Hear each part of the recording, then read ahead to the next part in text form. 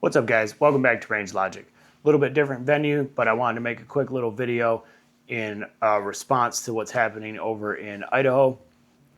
As many of you know, there was a shooting at a In-N-Out where the active shooter killed two civilians and then ended up taking his own life in the end. One of the employees of In-N-Out was one of the victims, and then from my understanding, the third victim was a also armed citizen. However, he decided not to draw his gun out of fear of being misidentified by the police, and then happened to encounter the shooter and was critically wounded from there. And then obviously everyone has seen the photos. A 35-year-old healthcare worker named Jordan Salinas drew his concealed carry and started to engage this shooter.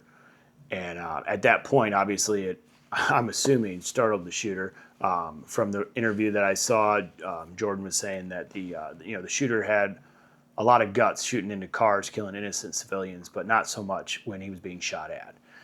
So at the time when Jordan got out of his car and started to engage, from my understanding again, a undercover police officer also started to engage the shooter, and that's what drove him back away from the crowd. And then that is when he took his own life at that point. So when I kind of first heard about this, there was just, the event itself is horrible, no matter what. Like the fact that someone could do this is just mind-boggling to me, and that's a problem.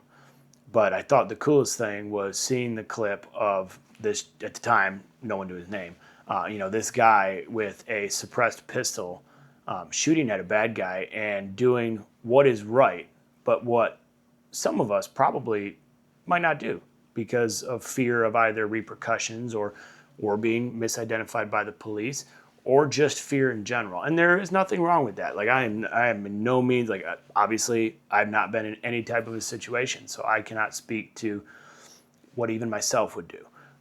However, I do believe that your gut reaction is to revert back to your lowest level of training. Your training is what dictates your response.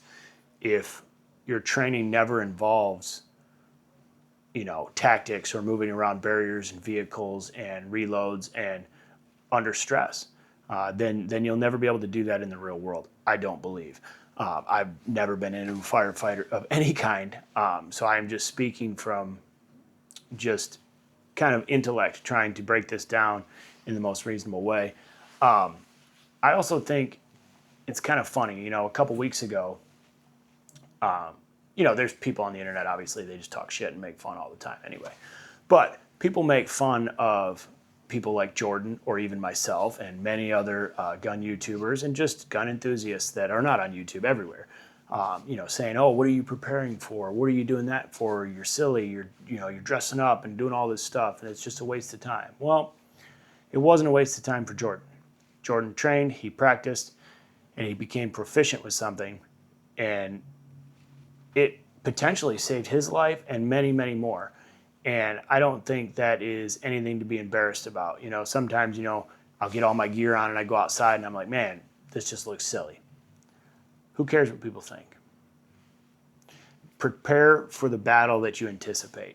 None of us plan on it. None of us want it. But train like your life depends on it. Train as if you're going to encounter something. Because God forbid one day you do, you're going to want to remember how to do that reload, or remember to turn the safety off, or remember to clear your shirt when you go to draw your gun from concealment. There's so many little details that can mess you up, and you guys see it in my videos. I'll go to do a draw and I get stuck, and then it's funny, we laugh about it, but that's the idea, is that those mistakes happen out back at the range. They don't happen in a situation where your life or someone else's life depends on it. The other thing I kind of wanted to touch on is the fear of being misidentified by the police. So obviously this is a personal choice by everyone, and I would never call out or make fun of anyone that decided not to engage. That is your right, and that is your decision to make based on the training that you believe you have and the skill sets that you possess. So it is up to no one to tell someone what they should do. But for me personally, I believe that I would react regardless of the fear of being misidentified by the police. Just because to me, and it's situationally dependent too, you know, I mean, if you're in like a, you know, a Walmart, you know, yeah, yeah, it's a little close quarters. Something could happen, but it's all dependent on situation. And those are decisions that you have to make in a second. You know, you don't have any time. But from what I heard, Jordan and his girlfriend were going to In-N-Out. He pulled in, he saw everybody running, and he got out of his car and went to work. That's pretty awesome. I hope the mainstream media covers this, and I hope this man gets recognition for what he did, and the people's lives that he most likely saved. I mean, the video where we can see this shooter, I'm not going to name his name because he's not worth the breath in my lungs, but you know, shooting into cars just so carelessly is absolutely terrifying. And you know, it's nice to see a citizen step up, and it happens all the time. Like for some people, they're watching it on the news for the first time, seeing, oh my gosh, a good guy with a gun saved the day. It happens every day. The reason that no one hears about it is because when a good guy draws his gun and defends himself, the bad guy's not calling the police to report that a good guy pointed a gun at him or diffused a situation and stopped a robbery. You know, we don't know these things, but there is estimates on the FBI's website, and it is a staggeringly high number of times that good guns stop bad crime. And it's just something that I hope we can get through as a country and start to realize that, hey, maybe it's not the guns, maybe it is other issues. And I'm not going to dive too deep into it. I'm not getting into any sort of, you know, mental issues or anything else like that. I mean, this is not about that, but this is about training and practice and becoming proficient with your weapon system. It does not need a light, or well, it does need a light. It doesn't need a red dot. You know, you don't need a suppressor. Don't get hung up on that because Jordan had one. While that is awesome, and I'm curious how he daily carried that. I was watching some of his videos. I know he had like a shoulder holster. I don't know if that was just for like training purposes outdoors or if that's what he EDCs, but it's impressive. But you don't need a fancy gun. You need a gun that you are proficient with and plenty of practice to protect yourself. And that's it. And if we all did that and protected ourselves and our loved ones, we would probably have a lot less crime or a lot less death. And it's just unfortunate. I've been watching it on the news and seeing the updates, and it disgusts me to see this guy hurting people and without a care in the world.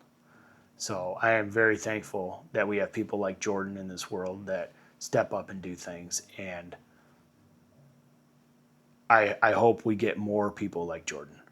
So that is kind of all the, you know, and it's not breaking information. Like you guys are, I'm sure, already all know this, but I just wanted to share my perspective on it and how I feel that we should be training as a Second Amendment, you know, group. You know, I mean, we all love guns, and you know, I say we, but I mean, I'm assuming most of the people watching this video enjoy guns. You know, we need to be practicing with these to protect ourselves. That is what they are for. So with that, I hope you guys have a good day. Thank you guys for stopping by. And don't forget, train hard, train like your life depends on it. And who cares if people make fun of you because you look like you're LARPing in your backyard. And have a nice day.